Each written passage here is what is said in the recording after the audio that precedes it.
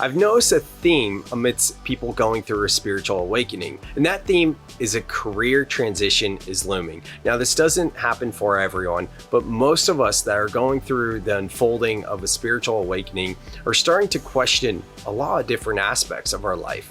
And one of those things is our career, the way we make money, right? The way we are serving in the world. And I think it's a very important distinction to look at the way you are serving, your purpose, and the way that you're making money, and looking at all these things differently. Because for some of us, we may be like, well, maybe I don't fully resonate in this career and it's not fully in alignment, but I can have a passion project where it is filling my soul, and that is being of service. For other people, you just start to wake up and realize, man, my career is actually crushing my soul and I don't know what to do. So in a recent podcast episode with my Akashic Records channeler, Candice Rasa, we covered this topic, and I have the link to the full episode in the description. But what's following this is some of her actual advice on what to do if you are going through a career transition amidst your spiritual awakening. Hope you enjoy. I think it looks like with clients I've worked with, like people who are willing to define and practice discomfort, however that means for them. It involves being really honest about how you feel and what works and what doesn't work. It's about being willing to push past some deep fears around scarcity and around like being attached to people's expectations, your expectations. I think it's all about active engagement means like looking at your comfort zone. You know, what we know about comfort zone is the more that you adhere to it, the smaller it gets. You don't have an ability to navigate new experiences and novel experiences well if you keep adhering to routine. Mm-hmm. So, you know, the more that you push and stretch in your world, risk in your world, whatever that means for you, you expand your comfort zone. You can experience life, you have resiliency, you bounce back, you have social skills, you develop wisdom, you access soul karmic memory that's positive for you when you push the boundaries, when you push your comfort zone. So engagement means being honest and exploring and letting what is come up. I also have this thing that I'd love to talk about, which is if you are overstaying a timeline, you know, meaning you are holding on, or it's just time to transition a timeline. You're not alone, right? Like higher self, spiritual, guides, your spiritual life, you're going to get a toothpaste squeeze, right? Like you're going to get pushed out of where you are abruptly. And it doesn't mean you've done it bad. I've had a toothpaste squeeze quite a number of times in my life. Others I know have had that, and we all can have that, right? The moment where you're like thinking everything's good and the next minute the universe like blows up in your face. Like, nope, time to go a new way. Nope, time to do this. And humans instinctually, our response system is, well, let me climb back into that, right? I don't want to go away from this. So I think like we want to look for the quintessential universal help of the toothpaste squeeze, or like when the universe is clearly guiding you in a new direction, either abruptly or gradually. And we want to just say yes. So when we say, what is engagement? It's just like, say yes and go down the river. Go on the river willingly versus swim against the current, right? Because you don't want to be where you are. So I would say all those things apply. Okay, great. And that is mostly for the discomfort. And just to be clear, because when you talk about like being on your couch, eating ice cream in tears for 2 weeks, like what comes up for me is suffering, yes. So what is suffering then, just so we can clearly define suffering? Yeah, suffering is when we don't take good care, to quote Thich Nhat Hanh, we don't take good care of the pain we're experiencing. So I was in a place of resistance to the pain and the grief that I was not meant to go to law school. And that resistance manifested in a victimization energy, right? Why me? This sucks. Life's out to get me. Wah, wah, wah. More ice cream, more television, whatever it was. And so that suffering occurred and endured because of that, versus if I were in a pain state and I was taking good care of the pain, I would be a bit more honest with myself and say, there's probably a reason why I'm not getting into law school. I don't know what it is. I can't possibly figure out that answer right now. I just know the door's not opening. What am I feeling? What wants to be taken care of? How can I get support for myself? what do I need right now to support myself? What do I really need? Do I need answers? Do I need friends? Do I need like someone to cry to? Like, what do I actually need? So when we engage pain, it changes, it shifts. Suffering is what we do in a practice of avoidance and resistance to pain. And I certainly was doing that. And I think we all do that. And, Buddhists would say we do this in 5 ways. We, with the 5 hindrances of the mind, we seek pleasure. We have aversion or get angry, push it away. We do the sloth thing. So depression, like just ignoring it and sleeping it off or becoming detached. We storytell. We draw conclusions about what we think is happening.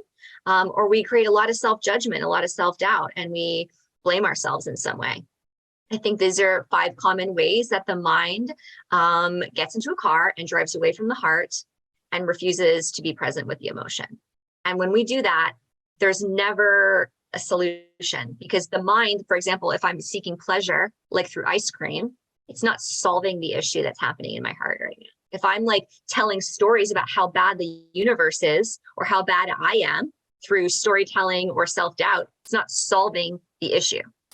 Right? So like we use the mind, these hindrances of the mind can be really negative in terms of career transition or any transition. What we want to do is be present with what emotion is there, and to ask the valuable question, how do I take good care of this? Now, how can I fix it? Now, how can I get rid of it? Now, how do I, make it be less painful? It's just how do I take care of it? How does it want to be taken care of? How can I support myself right now? I think, again, the mind obsessed. What's the answer? What's the answer? How do I solve this problem? What do I do right now? Like none of that makes pain and grief go away, right? We have to meet the heart in the heart, not with the mind.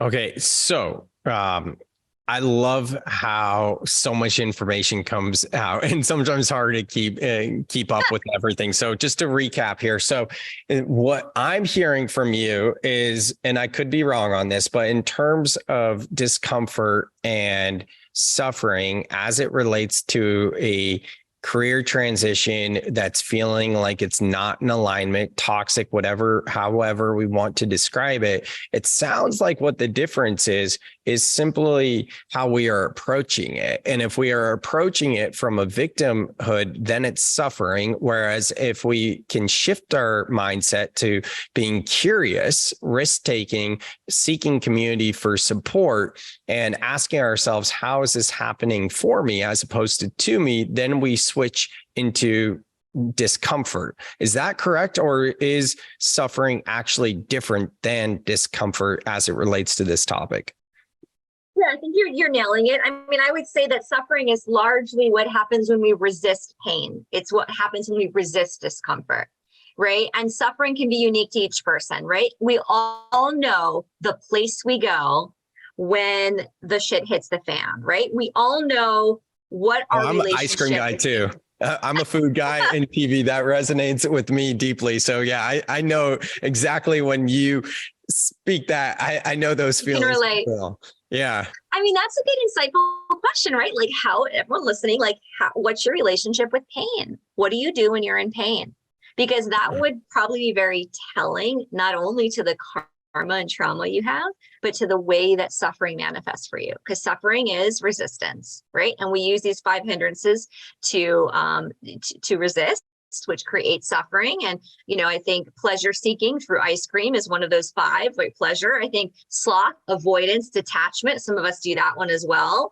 Quite a lot. We do all of them, right? But it's like, which one do you have a favorite relationship with might be something to consider. Whereas discomfort is more just the experience of pain that we're having, because, it's universal to have these emotions. It's universal. I think we've forgotten that. Like we live in such a pleasure seeking, scroll for 30 seconds. Everything is like rainbows, that like life, it holds space for pain. You can't avoid that. You can't pretend that doesn't happen. Yeah. Just real quick, what are the 5 hindrances? Could you say them real quick again? Sure. So pleasure. Okay. Aversion. Sloth. Storytelling or conclusion drawing. And self-doubt. Storytelling and conclusion drawing is the same one, and self-doubt is the last one. Okay, got it. Yeah, that's really fascinating. This is going to have to be a podcast that I go back and listen to and take some notes. There's a lot of really good nuggets here. And I mean, I think that to myself a lot of times when I have these podcasts, but I rarely actually do that. But this definitely is one, I've been dancing with this concept of mastering worthiness. And it's something that I'm working with as I create my own little formula out of Dr. Joe's work. And I do feel like there's a lot of us that just kind of align with that fifth one, which was, what was it again? Self-doubt. Self-doubt. Yeah. That gets to the worthiness component of this. And I mean, a lot of them can just come back to that. It's interesting to see how the different emotions work together. Okay, cool. And on this topic as well, I wanted to bring up another thing as well. Earlier in this year, February, March, when you were supporting me so much, thank you for being there.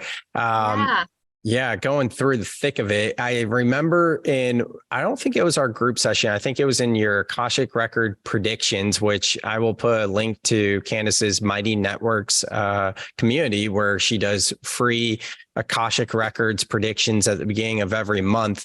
This prediction call you did at the beginning of March was incredible. It was not that your other work isn't. I mean, I wouldn't keep asking you on the pod and, paying you for your services if it's not incredible, right? But that specific one, something that came through when I was in the thick of it, and I just talked about this on the last podcast I was on, and I haven't thought about it for weeks. So it's interesting. It's coming up again. But you mentioned sitting with yourself and asking the question, thank you, is there more? And then when it starts to become a little too tough, as it should, in my opinion, if you're really sitting with the answers that come up with, thank you, is there more? I'm here for this, to anchor you into that. And for me, when I was going through the thick of it, in hindsight, I think even in the moment, I had the awareness around this, that I had pride in myself in terms of the way I was handling it, because in the past, it would have been food. It would have been all the numbing distractions. And what I did instead was work with cannabis intentionally when I went to bed, work with, mint or gummy, something that's pretty light, go in bed, rest in Shavasana, and practice thought tracing, getting to the root of my thoughts with the prompt, thank you. Is there more? And when it started to get heavy, because it did, I'm here for this. And that really helped me to go about this in a healthy kind of way and not fall into victimhood and suffering and lean into the discomfort. So everything that you're saying in terms of the difference between discomfort and surrendering, I think this is so much bigger than just a career transition, to your point. Yeah. Yes. I mean, Sam, that's a great example of practicing non-resistance with pain.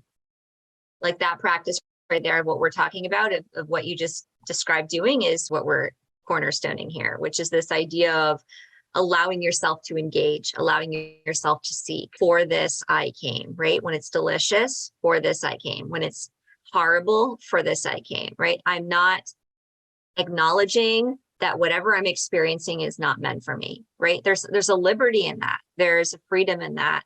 There's an exhale in that everything I'm experiencing, I came here for.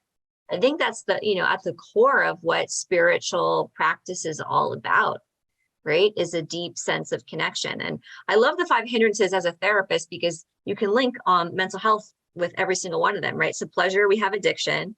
Aversion, we have anger and rage, right? Detachment. Sloth, we have depression. Storytelling, conclusion drawing, we have anxiety, right? And then self-doubt, we have worthiness. Like I said. Exactly. Yeah, I was thinking when you mentioned it. So you could trace back. You could actually trace based on which issues you're struggling with one of those hindrances. Hope you guys enjoyed that. If you're new to the Spirituality Simplified channel and you enjoyed this little clip here, then please consider subscribing to the channel so you can get future educational resources, visualizations, breathwork exercises, and so much more. If you want to go deeper with me, explore what it would look like to work one-on-one or in group coaching, all my contact information is in the show notes. Thank you so much, and I'll see you on the next video.